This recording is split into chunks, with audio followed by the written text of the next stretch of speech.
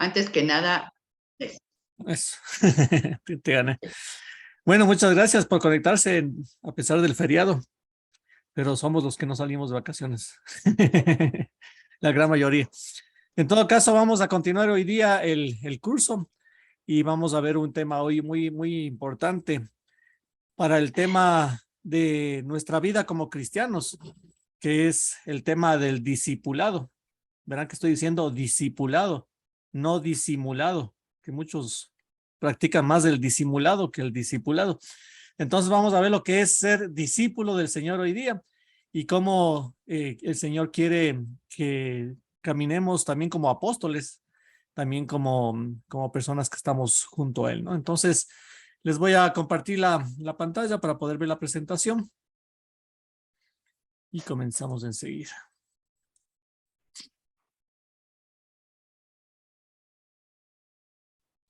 Listo. Me avisan cualquier cosa si no se ve bien eso. Entonces, como les decía, vamos a ver el tema del discipulado. Y es un tema que les digo muy importante para nosotros. Es un tema que es vital, diría yo. ¿Por qué es vital? Como vamos a ver hoy día, no se puede ser cristiano si no se es discípulo. Y esta es la realidad. Solamente se puede ser cristiano siendo discípulo del maestro. Y por lo tanto debemos entender bien qué es ser discípulo de Jesucristo, porque podemos ser empleados públicos, podamos del Señor, nos ponemos camisetas y somos a veces fans del Señor y somos hinchas del Señor y admiramos mucho a Jesucristo, pero si no somos discípulos, todo eso está bonito, pero no sirve para mucho. Eso nos pasa muchas veces a los que nacemos ya en una familia de tradición católica, ¿no es cierto? Nacemos en una familia que sí, de tradición católica, que nos enseñan la fe, entre comillas, pero llega un momento en que nosotros debemos pasar a ser discípulos. Llega un momento en que el Señor pasa por nuestras vidas y nosotros le respondemos a su llamada y comenzamos a ser discípulos. Porque lo demás es como Pablo y Saulo, ¿no es cierto? Saulo seguía una ley, seguía unas normas, una religión, pero no conocía a Jesucristo y en ese camino a Damasco es donde se encuentra con Jesucristo y comienza su verdadero discipulado. Entonces vamos a ver qué es esto de los discípulos y apóstoles. Entonces, si ustedes abren el Evangelio según Marcos, el Evangelio según Marcos es un evangelio bien interesante, porque Marcos es primero es el Evangelio, el primer Evangelio. Entonces es fuente también para los otros dos, sobre todo para Mateo y Lucas. En el caso de Juan es aparte, no utiliza como fuente Marcos, pero es el primer evangelio y es el evangelio que desde el principio ya se nos quiere presentar la imagen de Jesús. El objetivo de Marcos principalmente es responder a la pregunta ¿quién es Jesús para mí? Y esa pregunta está justo en la mitad del evangelio de Marcos, que es capítulo 8. Pero antes de ese capítulo 8, los primeros 8 capítulos, básicamente comienza a presentar la figura de Jesús. Y comienza a presentar la figura de Jesús y cómo la gente va respondiendo a la persona de Jesús. Entonces, durante todo el Evangelio de Marcos, pero principalmente en esos primeros 8 capítulos, vamos a ver en todas las partes que Marcos habla de 3 tipos de seguidores. Por ejemplo, vamos a ir al capítulo 3. Es solamente un ejemplo de los que yo les voy a... Si ustedes leen así más o menos corrido el Evangelio de Marcos, se van a topar con todas estas cosas que les digo. En el capítulo 3 dice que entra una vez en la sinagoga, donde había un hombre que tenía la mano paralizada.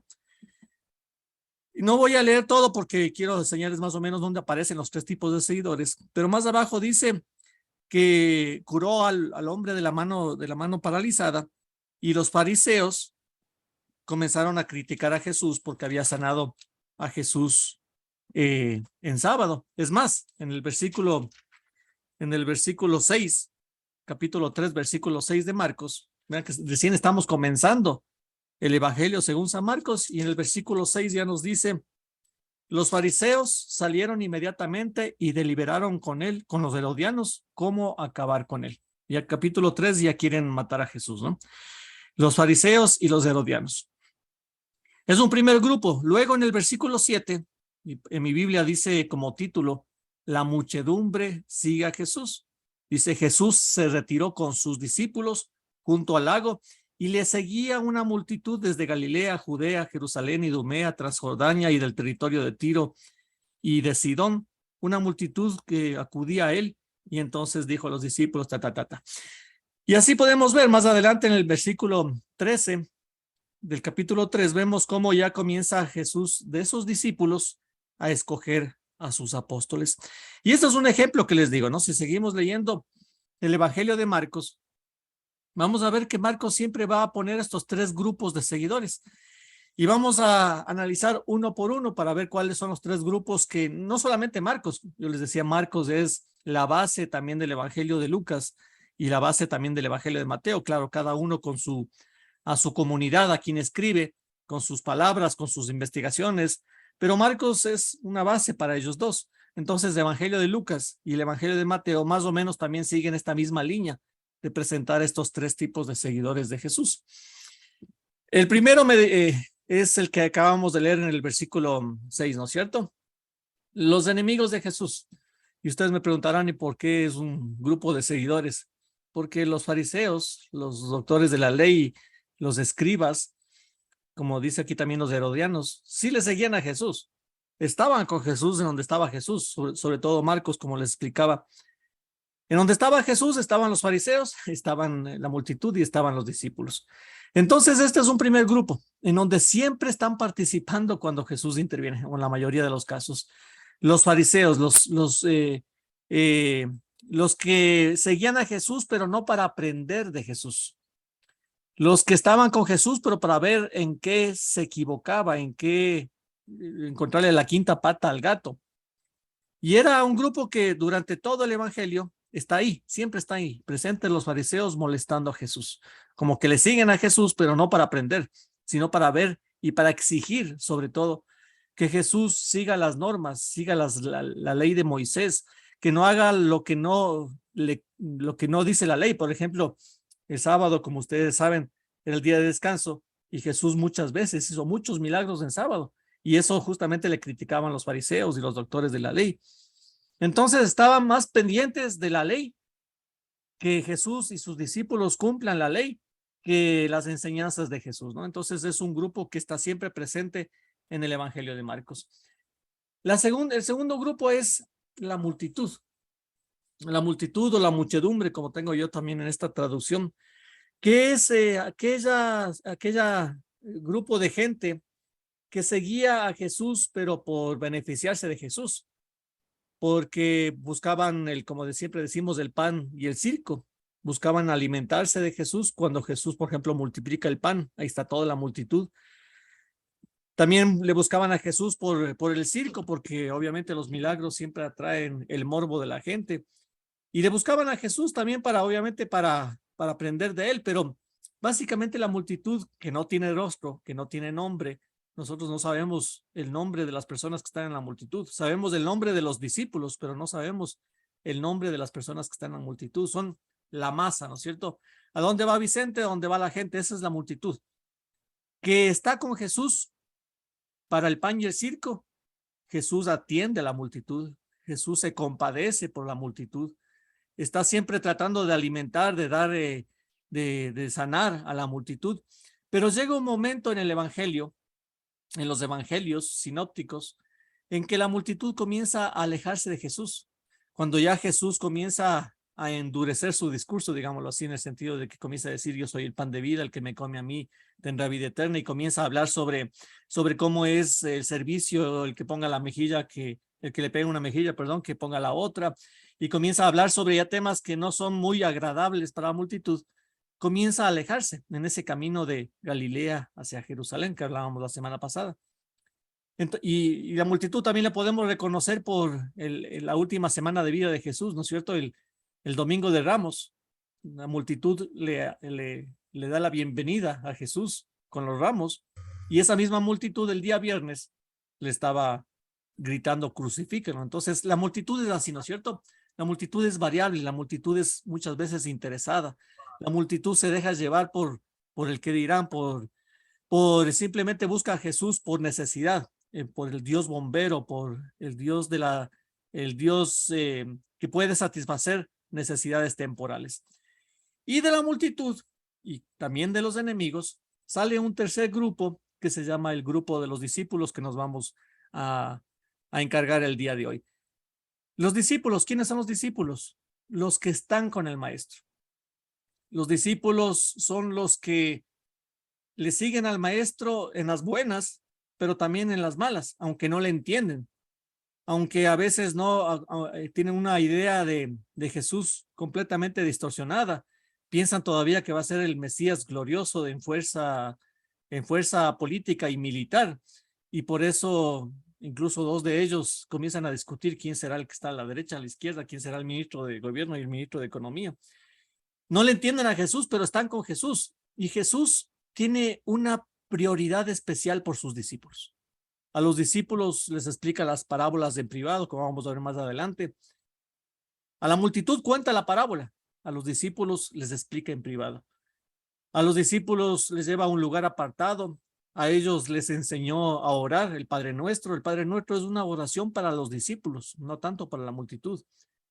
Con los discípulos celebra la Pascua, con los discípulos se les apareció resucitado antes que nadie, etcétera.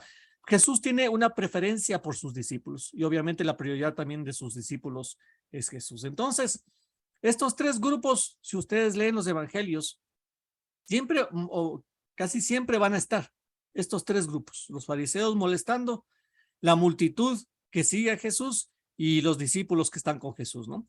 La pregunta también ya más espiritual, digámoslo así, que nos tenemos que hacer es: ¿en qué grupo estamos? ¿En qué grupo estamos? Porque esa es una pregunta muy importante para también nosotros como Marcos preguntarnos quién es Jesús para mí. Porque tal vez algunos pensarán, no, es que los enemigos, yo no soy enemigo de Jesús, pero cuando somos a veces un poquito más fariseos, somos enemigos de Jesús. Jesús en todo su evangelio critica mucho el accionar del fariseísmo. ¿Y qué es el fariseísmo? Hemos hablado ya algunas veces sobre esto. El fariseísmo es la ley por la ley, ¿no? La letra por la letra, incluso la hipocresía en solamente cumplir y pensar que con eso ya se está cerca de Dios, o que le tenemos agradado a Dios, y Dios tiene que recompensarnos, tiene que pagarnos. Y esa actitud de los fariseos fue muy criticada por Jesús. Por eso es que la mitad del evangelio, como lo dice la parábola del hijo pródigo, que veremos la próxima semana, que es una parábola espectacular, ahí veremos que es la representación del hijo mayor, ¿no? El hijo mayor es la representación del fariseo, del amargado, del que cumple, pero no conoce al Padre, sino que simplemente se queda en el ritualismo, en el cumplimiento, en todas las cosas de forma, más que en el fondo. Y por lo tanto nosotros también podemos ser parte de ese grupo de fariseos que se preocupan más por la, entiéndame bien, por la religión como centro, más que por Dios. No estoy hablando que la religión sea mala, sino que estoy diciendo que la religión nos debe llevar a Dios. La religión, el religare, algo que nos religa con Dios, nos debe llevar, que nos liga con ciertas normas, ritos y cosas para llevarnos a Dios. Pero lastimosamente a veces ponemos a la religión como el centro, como el fin, y defendemos muchas veces más a la religión que a Dios, y estamos más preocupados más por la religión que por Dios, y conocemos más la religión que a Dios. Es como que la religión fuera un bus que nos lleva al destino, pero a veces nos quedamos solamente en el bus y perdemos de vista a dónde nos lleva el bus, y quedamos dependiendo al bus de otros buses. Entonces, a veces caemos en esa, lo que hicieron los fariseos, ¿no? De quedarse solamente en la ley como que fuera Dios, como en esa película, en esa serie de Chosen, que un discípulo de Gamaliel le dice a Gamaliel, es que la ley es Dios. Y a mí cuando yo escuché eso de la serie se me pararon los pelos de los vellos. Entonces, eso es a veces lo que nosotros hacemos: defendemos más la iglesia, defendemos más la religión, amamos más las normas, la liturgia, que todo eso es muy bueno, pero le ponemos en el centro y nos olvidamos de una relación, de un encuentro, que al final el cristianismo es eso, de un encuentro, de una relación con Jesús, ¿no? También podemos ser de la multitud, y yo creo que todos hemos sido alguna vez de la multitud. A veces cuando le conocemos a Cristo, pasamos de la multitud. El problema es que pasamos a ser fariseos en vez de pasar a ser discípulos. Entonces, pero todos creo algún momento fuimos parte de la multitud, en donde buscamos solamente el pan y el circo, como les decía, buscamos al Dios bombero, le buscamos solamente a Dios, o nos acordamos de Dios cuando hay necesidad, cuando estamos bien ni nos acordamos que existe. Y todos creo que hemos pasado por esa etapa, ¿no? Pero lo importante es pasar de la multitud a ser discípulos. Y ahora sí vamos a ver lo que es ser un discípulo. El discípulo de Jesús. Primero, la definición de discípulo. Discípulo es un imitador de su maestro. No solo era un seguidor, sino que aprendía a vivir de él. Ahora nosotros cuando escuchamos la palabra maestro, nos imaginamos los profesores de la escuela, del colegio, de la universidad que tenemos. Y en los tiempos de Jesús no era tanto así. Una cosa es ser profesor y otra cosa, como me dice una amiga que está topándose la cara, me dice profesor, pero no soy, una cosa es ser profesor y otra cosa es ser maestro en los tiempos de Jesús.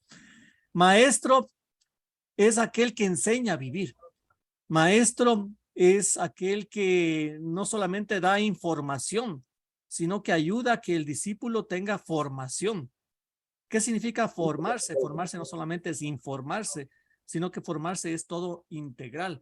Es información, más experiencia, más oración, más encuentro, más, así como se forma una persona integralmente, cuerpo, alma y espíritu, eso es formación, ¿no? Entonces, los maestros en el tiempo de Jesús son los que enseñaban a vivir, son los que enseñaban a una filosofía de vida. Es más, los discípulos vivían con el maestro para aprender del maestro. Entonces, maestro en los tiempos de Jesús era algo más que profesor, Entonces, hay que entender, tener bien claro eso, ¿no? Un maestro es el que enseñaba a vivir y un discípulo es el que quiere ser como su maestro, el que aprende del maestro para llegar a ser como el maestro, para vivir y aprender a ser como él. Por lo tanto, un objetivo del discípulo es ser como su maestro, como decíamos, ¿no es cierto? El objetivo del discípulo es ser como maestro, como dice Mateo, como dice Jesús, mejor dicho en Mateo, bástale al discípulo ser como maestro. A eso estamos llamados. Por eso es que debemos ser discípulos para aprender del maestro, para llegar a ser como el maestro, para intentar llegar a ser como el maestro. ¿Y cómo vamos a llegar a ser como el maestro? Aprendiendo de él, estando con él, conversando con él, teniendo una relación con él. Por eso les digo, no es solamente un tema de información. A veces se confunde la formación con información. Y la información solamente es una parte de la formación. Y cuando no nos formamos, nos deformamos. Entonces, el discípulo trata de formarse como su maestro. Por eso San Pablo nos dirá en una de sus cartas, nos dice, para que Cristo Jesús sea formado en cada uno de nosotros, para alcanzar la estatura de Cristo, no, para que nosotros como discípulos podamos llegar a ser como el maestro. ¿Cuál es el llamado del discípulo? La vocación a estar con el maestro. Como vamos a ver más adelante, justo en este evangelio de Marcos que estábamos viendo el capítulo 3, que dice, llamó a los que él quiso para que estuvieran con él. Entonces, la vocación del discípulo es estar con el maestro. ¿Y qué quiere decir eso de estar con el maestro? Literalmente, ¿no? De estar con el maestro, de compartir con el maestro, de conversar, de dialogar, de pensar, de pelearse también con el maestro, ¿no? En el buen sentido de la palabra, obviamente, ¿no? De a veces hacer preguntas difíciles al maestro, de aprender, pero estando con él, a los pies del maestro, en compañía del maestro, en diálogo permanente con el maestro. ¿Cuál es la prioridad de un discípulo? Obviamente su maestro. Y como les decía hace un momento, también la prioridad de Jesús son sus discípulos. Jesús se dedica principalmente después de que deja Galilea, cuando van de Galilea a Jerusalén, se dedica a sus discípulos. Por eso les decía la vez pasada, creo que era la parte geográfica de Israel, ¿no? Galilea al norte, donde comienza el ministerio, el camino de Galilea hacia Jerusalén, pasando por Samaria, y la tercera parte del evangelio que es Jerusalén. En ese camino de Galilea a Jerusalén, generalmente es instrucciones a los discípulos. en donde les va hablando de 3 veces anuncia su pasión, les va instruyendo sobre el dinero, les va instruyendo sobre un montón de cosas sobre la vida. Pero la prioridad de Jesús son sus discípulos y obviamente la prioridad de los discípulos debe ser el maestro, ¿no? ¿Y cuál es el plan? El proceso que tiene que llevar un discípulo. Primero discípulos y luego apóstoles. Como dice también aquí el Evangelio de Marcos y el de Lucas, llamó a sus discípulos y eligió a 12 y los hizo apóstoles. Entonces también esto es algo muy importante que nosotros debemos entender, que para ser apóstoles debemos primero ser discípulos. Mejor dicho, para ser cristianos debemos ser discípulos. Y luego de ser discípulos, como dice el Evangelio, de entre sus discípulos escogió a 12 y a esos 12 los envió. Eso significa la palabra apóstol. La palabra apóstol significa, casi viene de una misma raíz de ángel, que significa enviado. Y esos enviados tienen una misión particular, pero primero fueron discípulos, primero estuvieron con el maestro, primero aprendieron del maestro, primero quieren ser como su maestro y luego fueron enviados. ¿Y por qué les digo esto? Porque muchas veces nosotros caemos en una, no sé si es tentación, en una santo celo por a veces hacemos, por ejemplo, el retiro de Maús y ya estamos con ese ardor en nuestros corazones y lo primero que queremos hacer es hacer apostolado. Entonces no tenemos ni un mes en Emaús y ya vamos corriendo a dar charlas o a hacer cosas y a veces metemos la patota porque como no estamos a veces bien formados, como no tenemos muchas veces la experiencia, comenzamos a hacer malas cosas y a veces hacemos peor. Entonces, primero hay que estar a los pies del discípulo, primero hay que aprender. Y conforme el maestro nos vaya enviando, primero nos irá enviando cosas pequeñas y luego cada vez nos irá confiando cosas más grandes. Pero lo primero es ser discípulos, aprender a ser discípulo. Y por si acaso, aprender a ser discípulo es un trabajo de toda la vida. Nunca se llega a ser discípulo completamente, solamente en el cielo, que vamos a ser parecidos al maestro. Pero mientras vivamos esta vida, toda la vida será un proceso de discipulado, por eso les decía, no de disimulado, porque a veces nosotros disimulamos que somos cristianos y nos desentendemos del tema, ¿no? Nos volvemos a veces como el grupo ese de solamente de cumplidores, vamos a misa, rezamos el rosario, vamos a Emaús, vamos a cualquier otro movimiento y con eso pensamos que ya estamos bien, ¿no? Entonces, hacer discípulos. Diferencias entre los maestros de Israel y Jesús maestro. Entonces, como les decía, una cosa es ser maestro ahora, o como se entiende la palabra maestro ahora y como se entendía en los tiempos de Jesús. Maestros en los tiempos de Jesús se los decía rabí. Rabí es el maestro y rabuní es la misma palabra, sino con ¿cómo se le dice en español cuando se le dice el conito o ita? El diminutivo, algo así, ¿no es cierto? Cuando se le dice de cariño, eso. Entonces, rabí es el maestro y rabuní es como mi maestro. Por eso es que la Magdalena, cuando le encuentra a Jesús resucitado fuera del sepulcro, le dice rabuní, es como mi maestro, ¿no? Es como en arameo, como más cercano. Rabí significa amo también, significa maestro, amo, señor mío. Pero rabuní es más como más cercano y es un maestro mío, es mi maestrito, como diríamos en español, ¿no? Entonces, los maestros de Israel, vamos a comparar un poquito cómo eran los maestros en el tiempo de Jesús y cómo Jesús se convirtió en un maestro completamente diferente, que eso también hacía que los fariseos, que los doctores de la ley que se consideraban maestros, comiencen también a criticar mucho a Jesús, porque los maestros de Israel actuaban de una manera y Jesús actuaba de una manera completamente diferente. Y por eso les llamaba mucho la atención y a muchos les hacía que tengan mucha rabia por esas actitudes y acciones de Jesús, ¿no? Por ejemplo, un maestro, los maestros de Israel, para ser maestro, estudiaban en yeshivas por años. ¿Qué es una yeshiva? Es una escuela donde se prepara se preparan los judíos, ¿no? Hasta el día de hoy las famosas yeshivas. Entonces, para ser maestro de Israel, ellos estudiaban durante casi toda la vida, desde los 13 años que hacían el bar mitzvah, estudiaban en las yeshivas, y cuando cumplían 30 años, ya podían ser maestros. 30 años era la edad para ser maestro. O sea, a partir de los 30, en esos tiempos, 30 años ya era más o menos como ahora, unos 60 años, ¿será? Porque si la esperanza de vida era de 40, quiere decir que 30 años ya eran más o menos, estaban llegando casi a la esperanza de vida, como decir ahora 75, ¿será? Entonces, más o menos por ahí, ¿no? En el caso de Jesús, el pueblo es el que le otorga el título de maestro. Y Jesús no estudió en ninguna yeshiva. Pero curiosamente, Jesús comenzó su ministerio ¿a qué edad? A la edad de los 30 años. Entonces ya por lo menos en ese lado ya tenía la edad para ser maestro.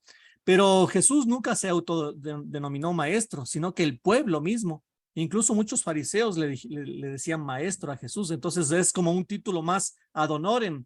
No fue un título de pared, sino un título que se ganó por el mismo pueblo. En segundo lugar, los maestros de Israel tienen autoridad recibida por la Torá. Los maestros de Israel estudian la Torá y transmiten la Torá a los demás. En cambio, en el caso de Jesús, él era la autoridad. Y esto es muy lindo porque ustedes habrán escuchado muchas veces el Evangelio que Jesús dice, ustedes han escuchado que se dijo, pero yo les digo. Si ven esa autoridad, los maestros de la ley no decían yo les digo, sino la ley dice, Moisés dice, pero Jesús dice, ustedes han escuchado que se dice, pero yo les digo. Por ejemplo, vamos a Marcos 1:27.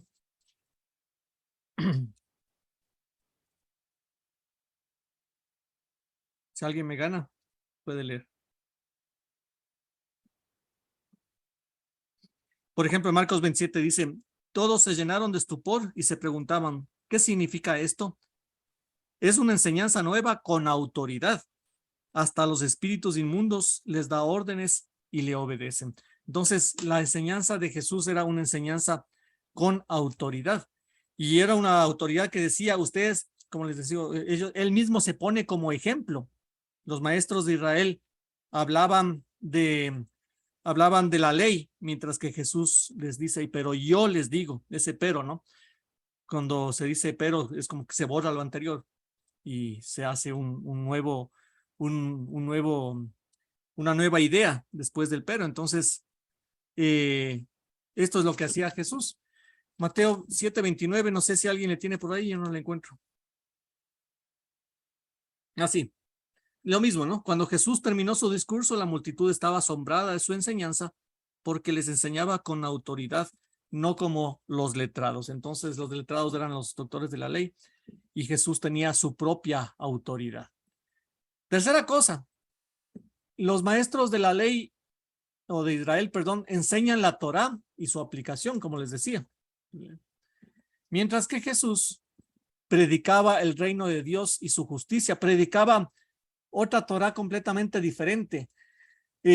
Cuando ustedes leen el Evangelio de Mateo, el Evangelio de Mateo tiene 3 grandes discursos y uno de esos discursos se llama el famoso Sermón del Monte, que no solamente son las bienaventuranzas, sino que además de las bienaventuranzas tiene otras enseñanzas más. Y en ese capítulo 5 de Mateo, que es uno de los primeros grandes discursos de Mateo, que se llama el Sermón del Monte, el Papa Benedicto, en su famoso libro Jesús de Nazaret, que les explicaba, que les decía la semana pasada, que es una trilogía espectacular que ustedes deberían tener y leer así despacito, despacito. El Papa Benedicto dice que, sí, justo el capítulo 5 del Evangelio según San Mateo, que comienza con las bienaventuranzas y termina ya por el capítulo 7. Entonces son 3 capítulos de puro discurso de Jesús. Nos habla sobre el poseer, sobre Dios y el dinero, sobre la oración. Es un discurso que hace a todo mundo, ¿no? Pero en este discurso, Jesús está en un monte dando sus instrucciones, principalmente a los discípulos y a los que le escuchaban. Y más o menos lo que quiere hacer Mateo es hacer una semejanza con Moisés. Moisés también hizo lo mismo en el monte Sinaí. No es lo mismo decir monte Sinaí que monte en Sinaí, por si acaso. Pero en el monte Sinaí, Moisés daba instrucciones a su pueblo, daba la Torá, enseñaba la Torá al pueblo y la aplicación de la Torá. Mientras que Jesús, por ejemplo, en este discurso del monte, es la nueva Torá. Eso nos dice Papa Benedicto en su libro. Nos dice Jesús, el sermón del monte, las bienaventuranzas son la Torá del Mesías, así exactamente como le dice, la Torá del Mesías. Las instrucciones, Torá significa instrucción, ¿no es cierto? Más que ley, Torá significa la instrucción. Entonces, el capítulo 5 de Mateo es la Torá del Mesías, las instrucciones del Mesías. ¿Y cuáles son las instrucciones del Mesías? La Torá de Jesús predicaba el reino de Dios y su justicia. Los maestros de Israel enseñaban la Torá. En cambio, Jesús enseña a vivir, enseña el reino de Dios, como cuando Dios reina en nosotros, cómo nosotros vivimos en su reino y su justicia. El tema del reino de Dios lo vamos a ver también la próxima semana, ¿no? Los maestros de Israel viven en el templo o en las sinagogas, son maestros estáticos, son maestros que generalmente están sentados y que los discípulos van a verle y se sientan a escuchar sus enseñanzas.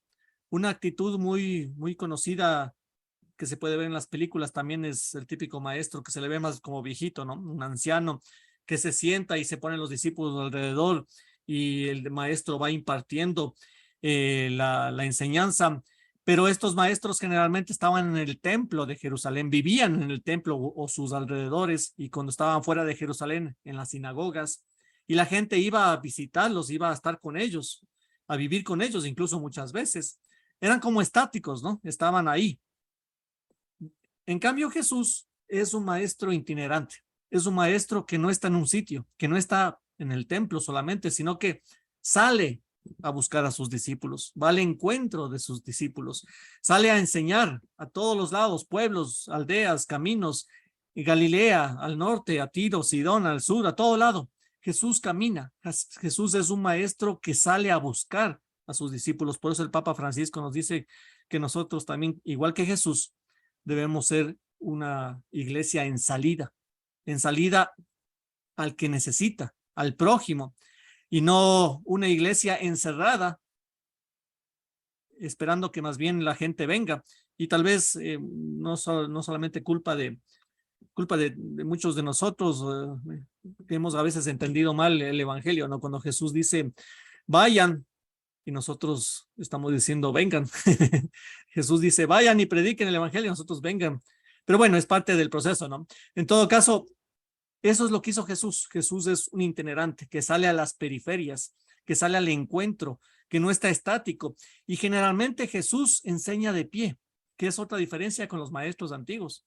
Los maestros estaban sentados en su cátedra, en su silla, que es la cátedra donde imparten su conocimiento, mientras que Jesús es un maestro que enseña de pie. Sí, los discípulos están sentados en el monte, en la hierba, en donde sea, pero Jesús es un maestro que enseña de pie. Y más que eso, y veremos también la próxima semana, los maestros de la ley enseñan la ley y enseñan sus aplicaciones. En cambio, Jesús no utiliza nunca palabras difíciles, no utiliza nunca discursos complicados ni teológicos, sino que Jesús se rompía la cabeza para hablar a la gente de una forma súper sencilla que la gente entienda. Por eso es que en muchos pasajes dice, y Jesús se inventa una parábola. Jesús, me imagino que estaba rascándose la cabeza y dice, ¿cómo les enseño qué es el reino de Dios a estos? Y se inventa la parábola, cualquier parábola, que hay un montón de parábolas que veremos también la próxima semana, ¿no? Entonces, no es tanto darle la teoría, sino que Jesús lo hace de pie, lo hace por medio de una parábola, le hace de una forma que la gente entienda, pero que más que la gente entienda o reciba información, lo que hace Jesús es aprender a amar a Dios, aprender a seguir a Dios, aprender a ser parte de Dios, ¿no? Que es otra diferencia importante. Otra diferencia, los discípulos escogen al maestro en el caso de los maestros de Israel. Los discípulos se inscribían, digámoslo así, en la escuela del maestro y estaban un tiempo con ese maestro, mientras que con Jesús es diferente. Jesús llama a sus discípulos. Sí, es el que llama a sus discípulos, mientras que los discípulos, en el caso de los maestros de Israel, escogen a su maestro. Por eso San Pablo dice, yo soy de Gamaliel, como diciendo yo soy de lo mejorcito de los maestros de Israel, ¿no? El discípulo debía estar al servicio del rabí. El discípulo, como les decía, no solamente que aprendía, sino que convivía con el maestro y también se volvía como un esclavo del maestro, se volvía como un servidor, literalmente como un sirviente, más específicamente la palabra. Entonces, además de que aprendía del maestro sus enseñanzas, también le servía al maestro, entonces le servían como sirvientes, le daban la comida, le limpiaban, le hacían lo que el maestro pedía, los mandados, los recados, etcétera, etcétera. Estaban al servicio del rabí, del maestro. En caso de Jesús es diferente. Jesús se pone al servicio de sus discípulos. Ya no los llamo siervos, dice él. ¿Se acuerdan? Si no les llamo amigos. Para los discípulos de los maestros de Israel eran siervos, siervos, discípulos sirvientes. En cambio, Jesús les dice, ya no les llamo siervos, sino les llamo amigos. Y yo he venido a servir, no a ser servido. Y eso es otra cosa que a veces no entendemos todavía, ¿no? Y se nos hace difícil entender, mejor dicho, que Jesús no vino a ser servido, sino que vino a servir. Y nosotros debemos colaborar con Jesús en el servicio. Pero muchas veces escuchamos, y es muy común, y obviamente se lo dice con buena intención, obviamente, pero se dice es que voy a servir al Señor. Cuando vamos a un retiro decimos vamos a servir al Señor, pero es que el Señor no vino para ser servido. El Señor vino para servir y escogió a sus discípulos para que sirvan o sirvamos con Él. No, Él no quiere ser servido. Es más, no le gustaría ser servido porque su misión en esta tierra fue servir. Por lo tanto, nosotros debemos entender eso, ¿no? Que no vamos a servir a Jesús, sino que vamos a servir con Jesús y vamos a salir ganando más nosotros, porque como él mismo dice, el que da recibe más. ¿Cómo es? Ay, micrófonos al aire. más vale dar que recibir, eso, ¿no es cierto? Como dicen los boxeadores también, exactamente. Entonces, cuando nosotros decimos, yo voy a servir a Jesús, estamos como haciéndole un favor. Y cuando yo voy a servir a Jesús y estoy haciendo un favor, entonces esperaría al menos un gracias de Jesús. Yo me acuerdo, alguna vez les he contado a las personas que han escuchado un poquito mi testimonio, y una vez me acuerdo tenía una adoración en un Jericó que hubo en la basílica hace años, y yo tenía un horario creo de 3 de la mañana, así yo soy bien malo para madrugar, o sea, yo puedo trasnochar hasta las 3 de la mañana, pero despertarme a las 3 de la mañana es súper difícil. Y me acuerdo que me desperté así, me duele despertarme, me duele. Y decía, bueno, voy a servirle al Señor, ¿cómo es exactamente lo que pensé? Pero sí, es algo así como voy a servir al Señor, ¿no? Y enseguida sentí una vocecita en mis pensamientos que me decía, no, si vienes a servirme a mí, quédate nomás en la cama, yo no necesito tus servicios. Si vienes acá es para que yo te sirva a ti, para que tú salgas ganando en el sentido de gracia, en el sentido de... Y enseguida me desperté, ¿no? Porque dije, sí, en realidad no voy a hacerle un favor a Dios, sino que voy a hacer que Dios me haga el favor a mí. Voy a hacer adoración, pero no para que Dios esté contento, sino para que Dios haga en mí lo que Él quiera hacer. Entonces no es para el favor para Él, es un favor para mí, ¿no? Entonces eso hay que entenderlo. Yo sé que se lo dice muy rápido, se lo dice, es que vamos a servir al Señor, pero hay que tomar un poquito de conciencia, ¿no? Hay que tomar conciencia de que no vamos a servir al Señor, sino vamos a servir a la gente con el Señor, como el maestro y nosotros como sus discípulos. La enseñanza de los maestros de Israel es formal y académica, como les decía, información muchas veces. En cambio, la enseñanza de Jesús, maestro, es vivencial. Él no dejó escrito nada. Él simplemente enseñó a vivir, enseñó a orar, enseñó cómo es el reino de Dios, cómo es la justicia de Dios, perdón, cómo es la misericordia de Dios, cómo es el verdadero rostro de Dios. La enseñanza de Jesús no fue una enseñanza informativa, sino fue una enseñanza de acercarse a Dios, ¿no? No era tanto de leyes y normas y cumplimientos y ritos, sino era una enseñanza de vida, una enseñanza de encuentro, de una relación con Dios Padre. Y como veremos la próxima semana, la parábola del hijo pródigo nos enseña el verdadero rostro del Padre, ¿no? Como es ese Padre misericordioso. Otra diferencia, los maestros, los discípulos seguían a los maestros por un tiempo determinado. O sea, le seguían 1 año, 2 años, 3 años, el tiempo que ellos veían conveniente, pero era por un tiempo determinado y después ya se iban a hacer su propia vida. En cambio, Jesús en esto sí es un poquito más exigente. Jesús pide que seamos discípulos para toda la vida. O sea, una vez que comenzamos a ser discípulos de Jesús, es un compromiso de vida. Es un compromiso que no acaba solamente con esta vida, sino que continúa en la siguiente vida. Entonces, es discípulos para siempre. Y no se admiten como discípulos mujeres. En los tiempos de Jesús, solamente el hombre podía ser discípulo. Las mujeres no podían ser discípulas, ni tenían maestros ni maestras. ¿Y qué es lo que hace Jesús?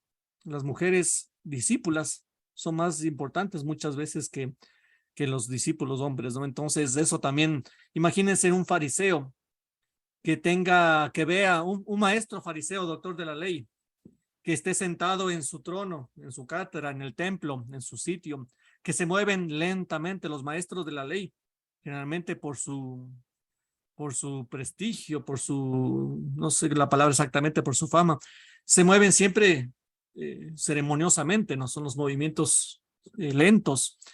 Y por eso es que cuando Jesús cuenta la parábola del hijo pródigo, del Padre misericordioso, que dice la parábola que cuando el padre le vio al hijo pródigo, ¿qué hizo? Salió corriendo, ¿no? Suena hasta medio chistoso ver a un viejito que sale corriendo a abrazar a su hijo y el hijo encima más pecador. Esas cositas pequeñas son importantísimas porque los maestros de la ley eran ceremoniosos, despacios, se sentaban, enseñaban, y más bien Jesús dice, no, es que mi Padre del cielo es como esos viejitos que salen corriendo a abrazar al pecador, y eso les chocaba. Entonces había muchos que se convertían y aplaudían ese Dios y seguían ese Dios y se hacían discípulos de Jesús, pero muchos otros no aceptaban esas palabras de Jesús y les chocaba, sobre todo los fariseos, ¿no? A los doctores, a los escribas, que no todos eran fariseos también.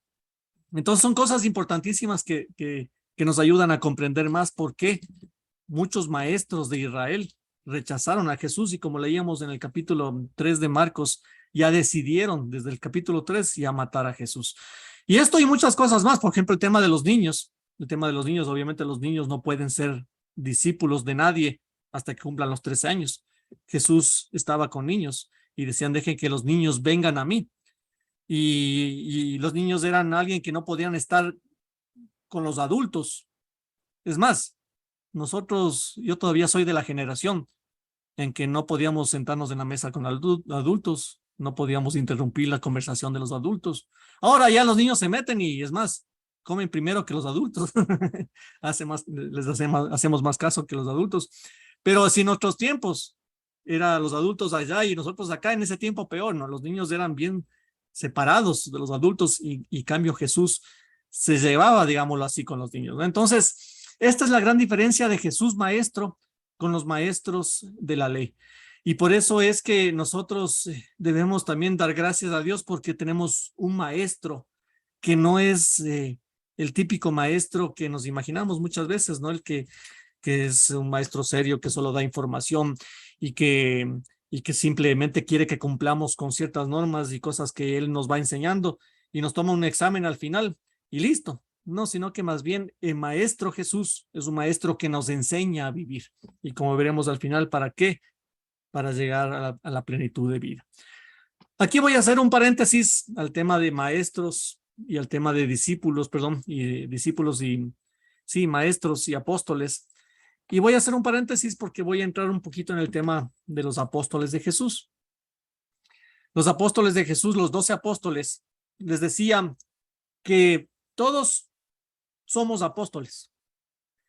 Todos somos apóstoles en el sentido de que cuando somos enviados, por ejemplo, a un retiro, cuando somos enviados a una charla, somos enviados a orar por alguien, a ayudar a algún enfermo, etcétera, miles de formas de apostolado, ¿no?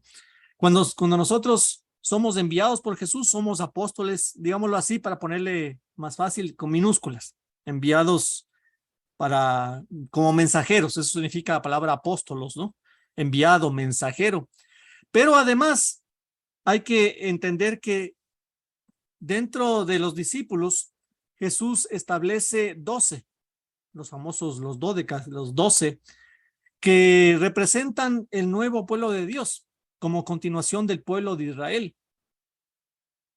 Jesús escoge de entre sus discípulos a 12 personas, a 12 apóstoles, y esos van a ser las columnas de su iglesia, de su comunidad, las columnas principales de su comunidad. ¿Y por qué 12? Como les decía alguna vez, los números en la Biblia tienen mucho significado. 12 significa organización. Para los israelitas, 12 es el número de la comunidad perfecta. ¿Por qué? Porque los israelitas tuvieron 12 tribus. ¿Se acuerdan los 12 hijos de Jacob? Que luego se convirtió, Dios le cambió de nombre a Israel. Y los 12 hijos de Jacob, o los 12 hijos de Israel, luego se convirtieron en el pueblo de Israel. Las 12 tribus de Israel. Era todo el pueblo, descendientes de Abraham, de Jacob de Abraham, Isaac y Jacob, o Israel. Entonces, el número 12 significa el pueblo, la comunidad, donde está todo mundo. Jesús, cuando escoge a 12, nos quiere decir que es el nuevo pueblo de Dios. Y por lo tanto, pasa a ser de las 12 tribus de Israel, ahora pasa a ser los 12 apóstoles de Jesús. Y esto es un significado del la nueva comunidad, la comunidad de Jesús que nace de la comunidad de Israel. Y así podemos ver algunos ejemplos del número 12. Tenemos sobre todo en los hechos, perdón, en el Apocalipsis, hay muchos ejemplos que nos habla de los 12 tronos, de los 12 jueces, de las 12 estrellas en la corona de la mujer que se le representa a la Virgen María. Entonces, el 12 es eso, ¿no es cierto? 12 que es el número de la comunidad, la nueva comunidad. Entonces, estos 12 apóstoles con mayúsculas van a ser, como les digo, van a ser las columnas de la iglesia, los que representan a la nueva comunidad, a la nueva iglesia de Dios, al nuevo pueblo de Dios que nace de la antigua alianza.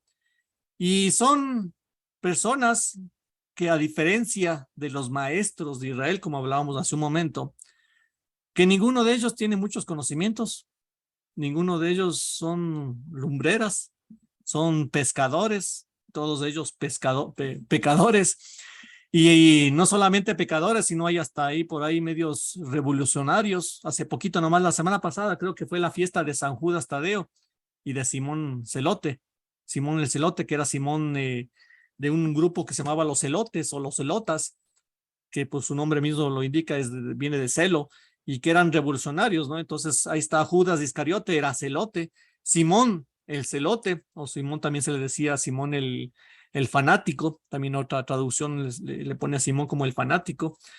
Estaban pescadores como Pedro, como Santiago, como Juan, había un publicano, ¿se acuerdan del Evangelio del domingo también? De Zaqueo, que era un publicano, cobrador de impuestos, y por lo tanto despreciado, profundamente odiado por los israelitas, porque además de que cobraban impuestos para los romanos, se robaban parte de los impuestos para ellos mismos. Y había uno que era publicano, que es el famoso Mateo o Leví, Santiago, el hermano de Juan, etcétera. Ustedes conocen a los apóstoles, ¿no? Entonces, estos son el nuevo pueblo de Dios. Estos son por eso es que ustedes pónganse por un momentito en las sandalias de los fariseos.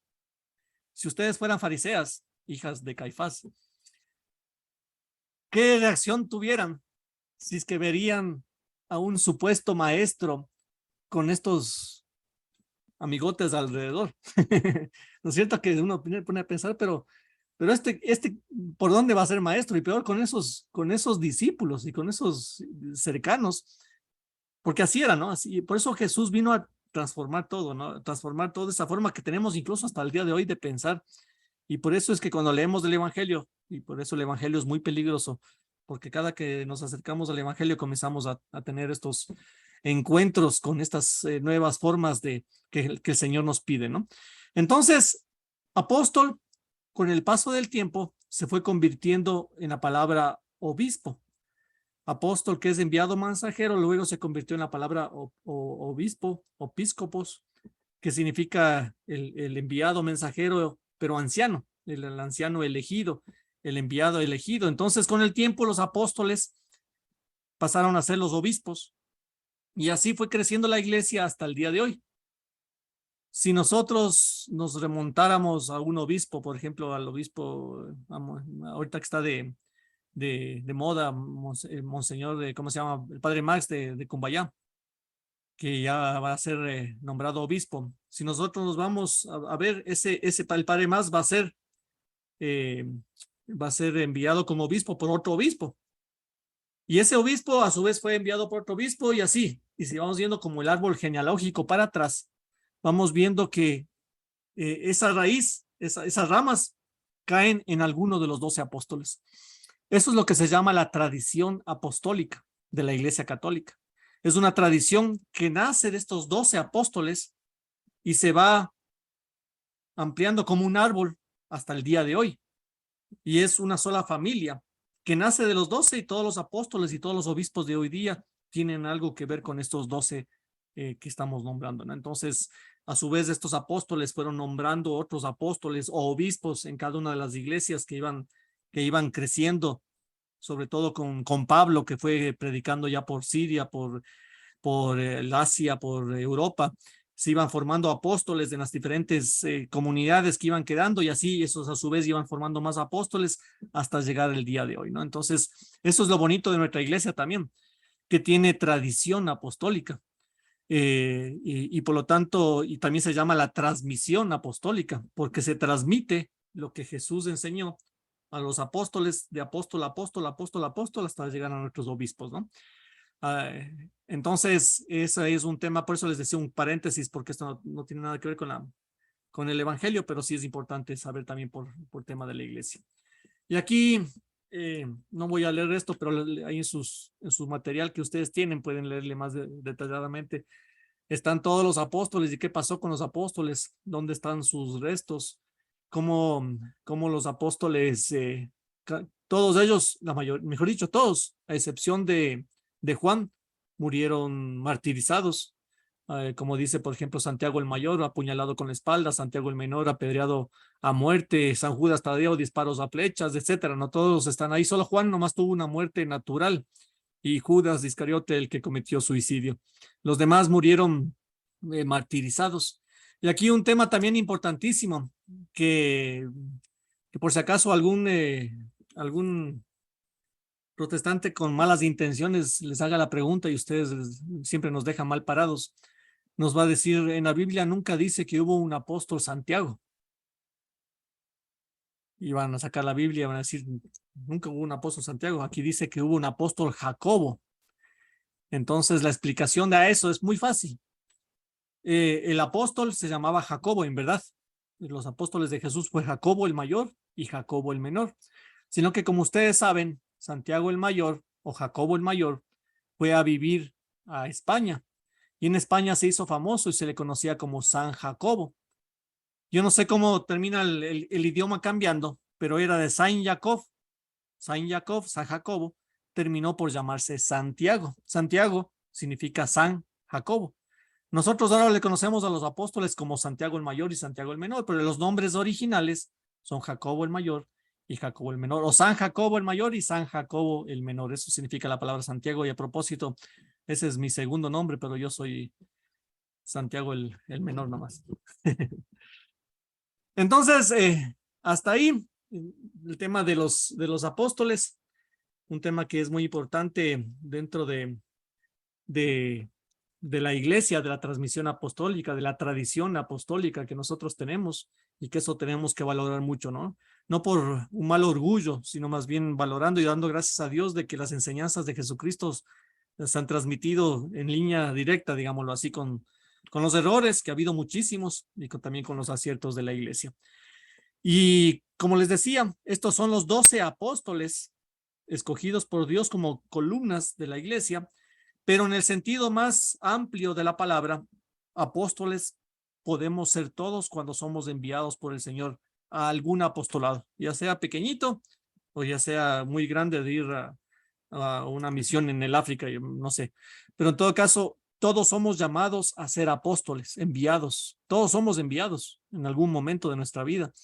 Pero para eso primero tenemos que ser discípulos. Eso que quede claro. Nunca apóstoles sin ser discípulos. porque podemos meter la pata. Y más que eso, más que meter la pata, yo creo que uno termina cansándose. Eso es lo que en la iglesia nuestra se le llama mucho el tema del activismo, cuando hacemos muchas cosas pensando que estamos haciendo un apostolado y nos dedicamos a hacer un montón de cosas en la parroquia, en la iglesia, en el movimiento.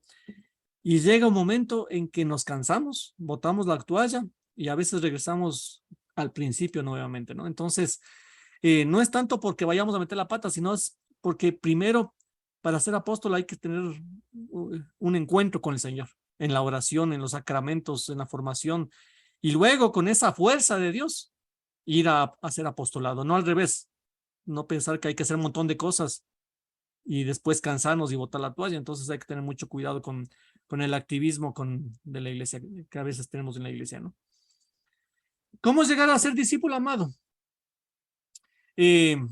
Antes de eso, yo les tenía una lámina que dije no voy a presentarles, pero voy así pasarles rapidito, porque el discipulado tiene un proceso que parte desde la multitud. Y este es un gráfico que lo hace el famoso predicador Pepe Prado en uno de sus libros, justamente que habla del discipulado. Nos dice que para ser discípulos tenemos que pasar, digámoslo así, por un proceso, pero un proceso de encuentro con el Señor, de cercanía con el Señor, ¿no? Y como les decía, primero todos hemos sido multitud. Y la multitud que un día la claman y luego le crucifican, como decíamos, ¿no? En el Domingo de Ramos y el Viernes Santo. Pero algún momento el Señor pasa por nuestras vidas y vamos en un proceso de discipulado. Primero nos dice la palabra de Dios que hay 5,000 que le siguen porque les da alimento. Comienzan a seguir a Jesús porque Jesús les da alimento, les multiplica el pan y le persiguen a todo lado y Jesús les dice, me buscan porque yo les doy de comer, ¿no es cierto? Pero yo les digo, el que come de mi cuerpo y de mi sangre, ese tendrá vida eterna. Y ahí se decepcionaron porque ellos querían solamente satisfacer su estómago. Pero vamos aprendiendo un poquito más y cada vez vamos haciendo más, llegando más al centro, ¿no? También nos dice los hechos que hubo 3,000 convertidos en Pentecostés, cuando luego de que vino el Espíritu Santo sale Pedro afuera y en una sola charla, en un solo discurso convierte a 3,000 personas. Es algo parecido a lo que me pasa a mí. Pedro en un solo discurso convirtió a 3,000 personas, yo ya voy 3,000 charlas y no convierto ni una. Pero bueno, por ahí vamos.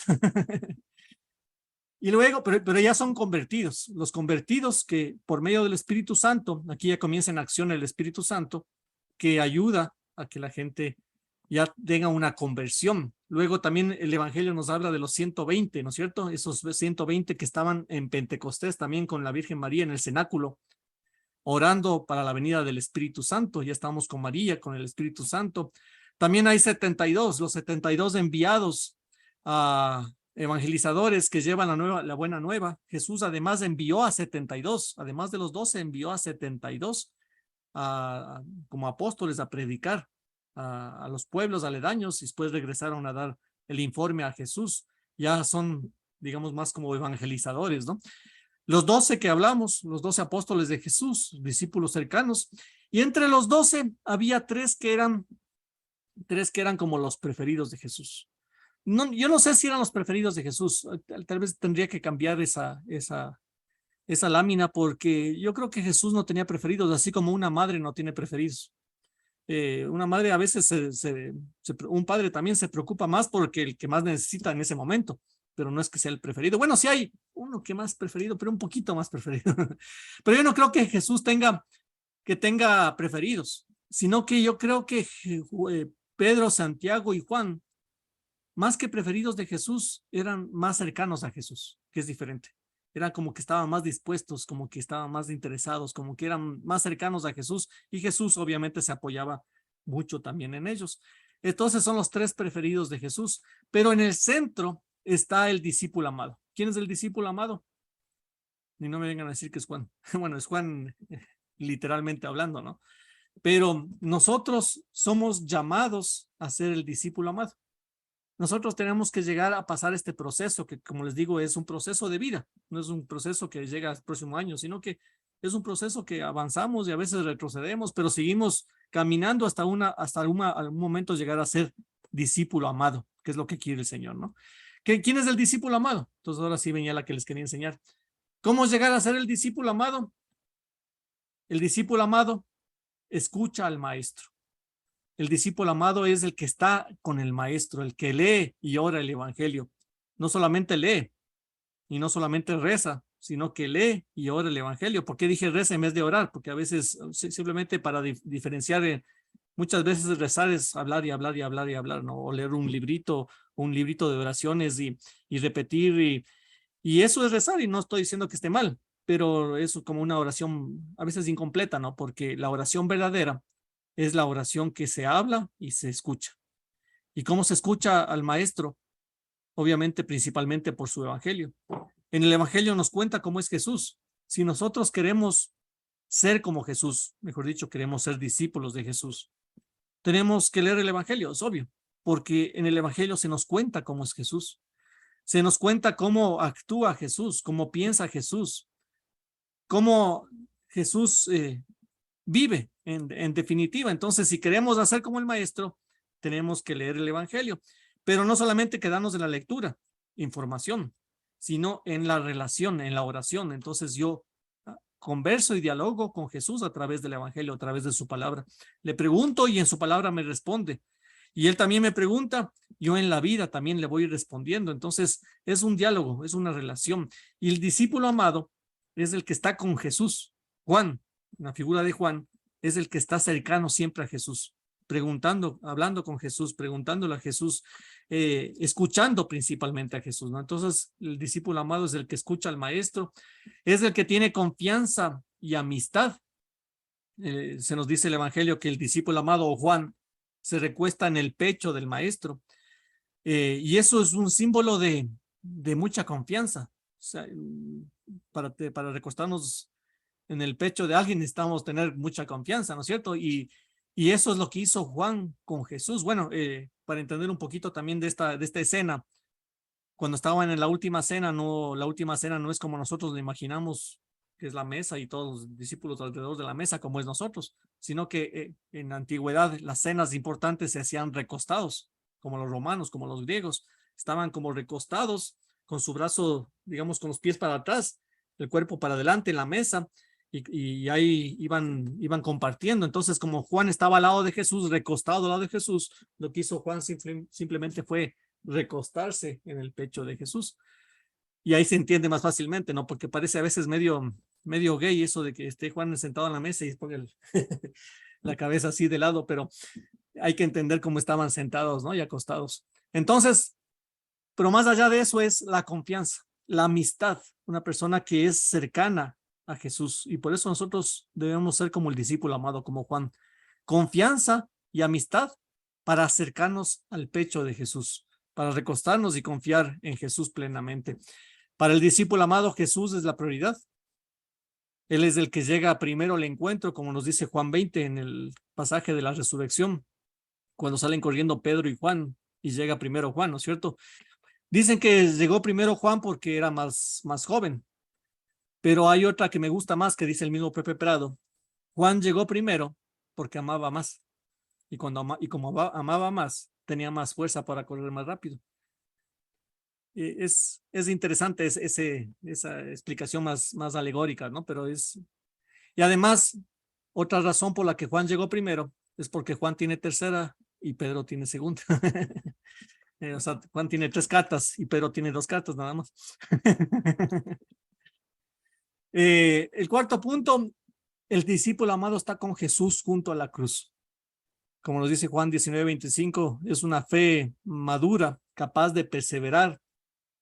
Y es el único apóstol y discípulo de Jesús, en definitiva, hombre, que se quedó con Jesús a los pies de la cruz. Los otros fueron las discípulas, las mujeres siempre demostrando que son más valientes que los hombres. Se quedó María, se quedó las mujeres, como dice María de Cleofás y otras 2 mujeres más, y Juan. Y eso es lo que tenemos que llegar a ser como el discípulo amado, como Juan. Con Jesús, también en la cruz, porque a veces cuando viene la cruz es cuando salimos corriendo y nos olvidamos de Jesús. Y tenemos que aprender de Juan a estar también a los pies de la cruz, porque a los pies de la cruz también se llega a la resurrección. En el caso de Juan, como les decía, fue el único que no murió martirizado. Todos los demás apóstoles murieron martirizados. Juan fue el único que aceptó, no sé si aceptó, pero estuvo valiente en la cruz de Jesús y por lo tanto fue el único que, digámoslo así, vivió más que los otros apóstoles, ¿no? Como un, entre comillas, un premio de estar en la cruz, ¿no? De no huir a la cruz, porque el que huye a la cruz generalmente encuentra la cruz más adelante. Eso es lo que nos pasa cuando queremos escapar, no escapar, sino cuando no queremos afrontar lo que tenemos que afrontar. Generalmente terminamos afrontando después, pero ya mucho más grande el problema. Y eso nos pasa en cualquier área de la vida, ¿no?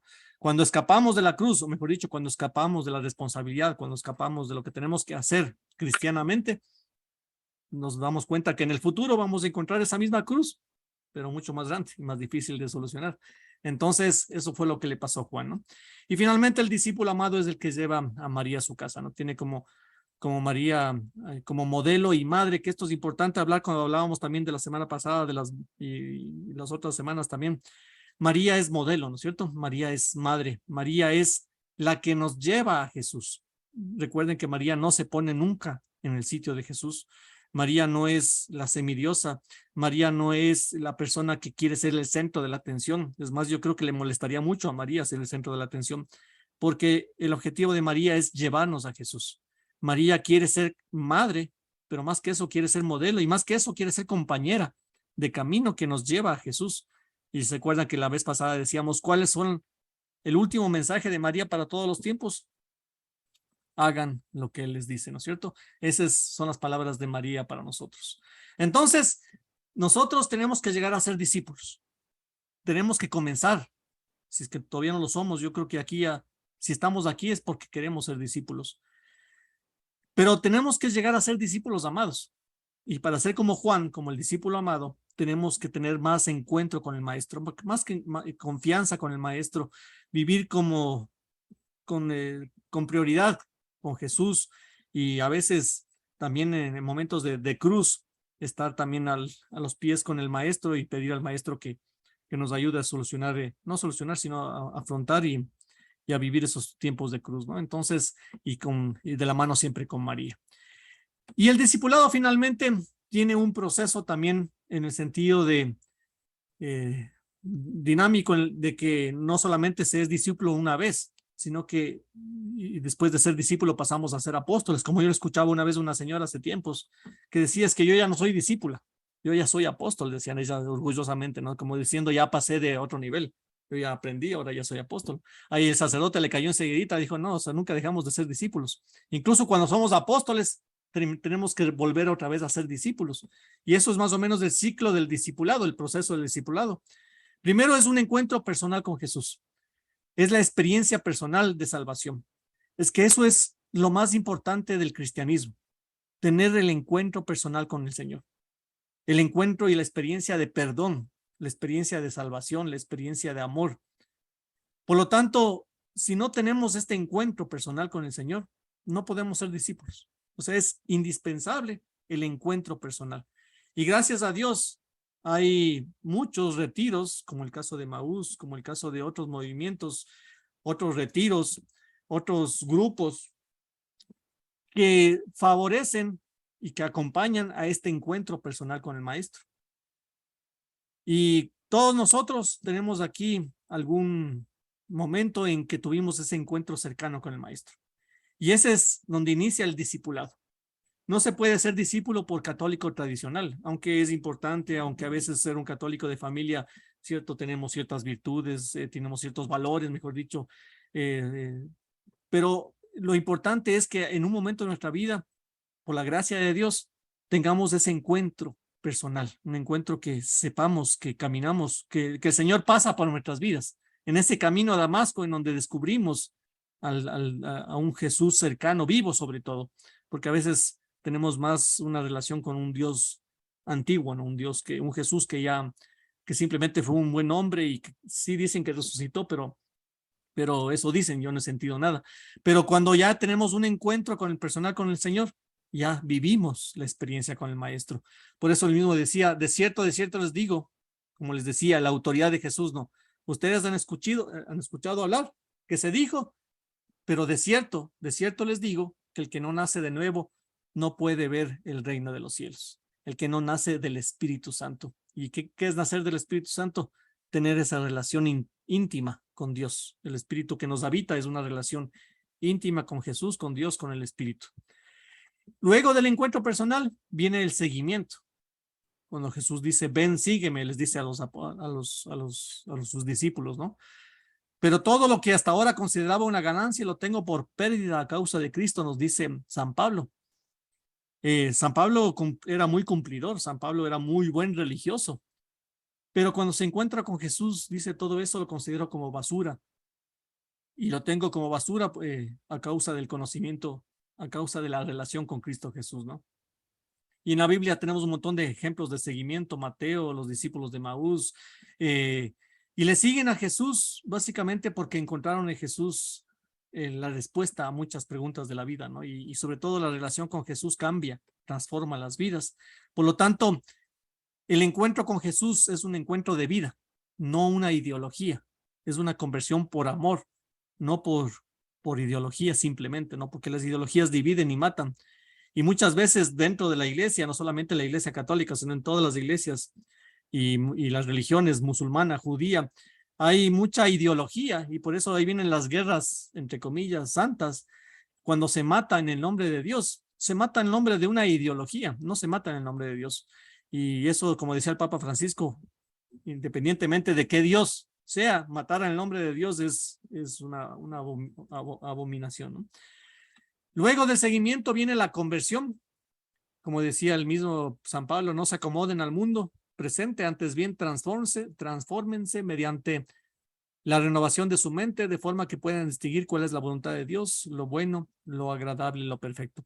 Entonces, primero viene el encuentro con el Señor, decidimos seguirle, y en ese seguimiento hay esa conversión, ¿no es cierto? ¿Qué es convertirse?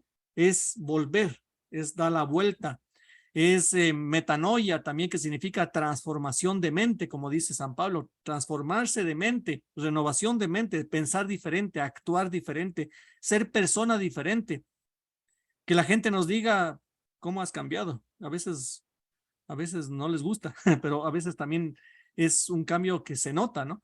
Y para hacer la voluntad de Dios, que es buena, agradable y perfecta.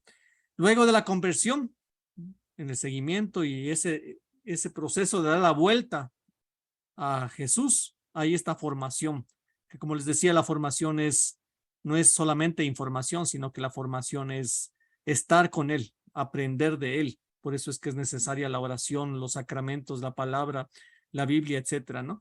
Y luego de la formación, como el mismo Jesús le decía a Marta, Marta, Marta, te inquietas y te agitas por muchas cosas, y sin embargo, pocas cosas, o más bien una sola es necesaria. María eligió la mejor parte que no le será quitada.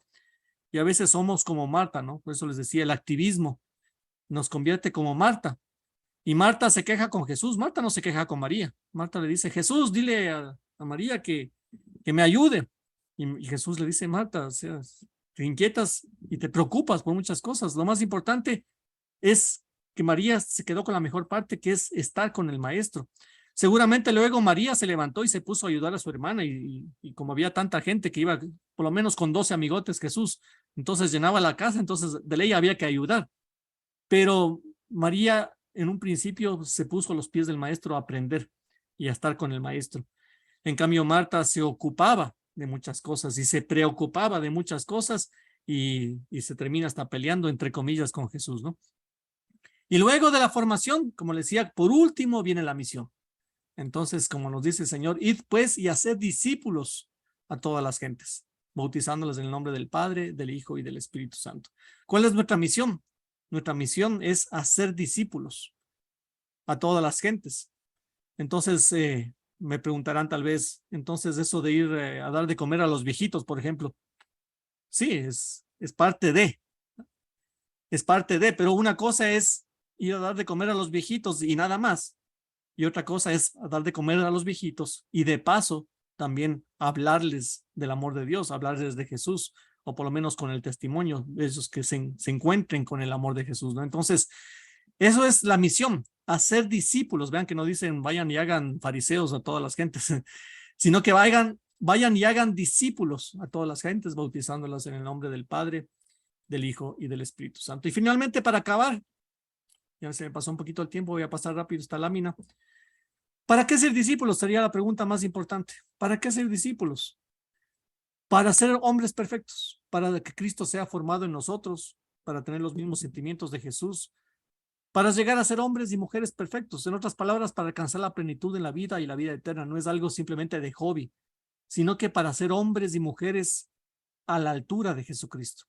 Y por lo tanto, si somos a la altura de Jesucristo, somos maduros, sabemos afrontar los problemas, sabemos responder como Jesucristo, sabemos actuar como Jesucristo. Una de las cosas que más admiro de Jesucristo es su libertad. Jesús fue libre, libre ante todo. Creo que una de las características que más me llama la atención y quisiera ser como Jesús es la libertad. Libertad frente a las autoridades, libertad frente al que dirán, libertad frente a la mentira, libertad frente a todo.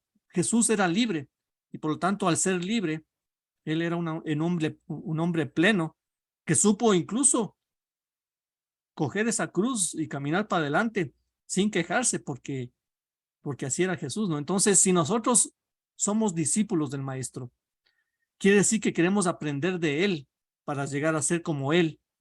Y por lo tanto, si nos acercamos un poquito más a la estatura de Jesucristo, vamos a ser más plenos en esta vida. Vamos a sufrir menos, vamos a hacer más, las palabras de moda hoy día, como se llama la resiliencia, así es, Alex, resiliencia, sí. Vamos a ser más resilientes y vamos a ser más hombres y mujeres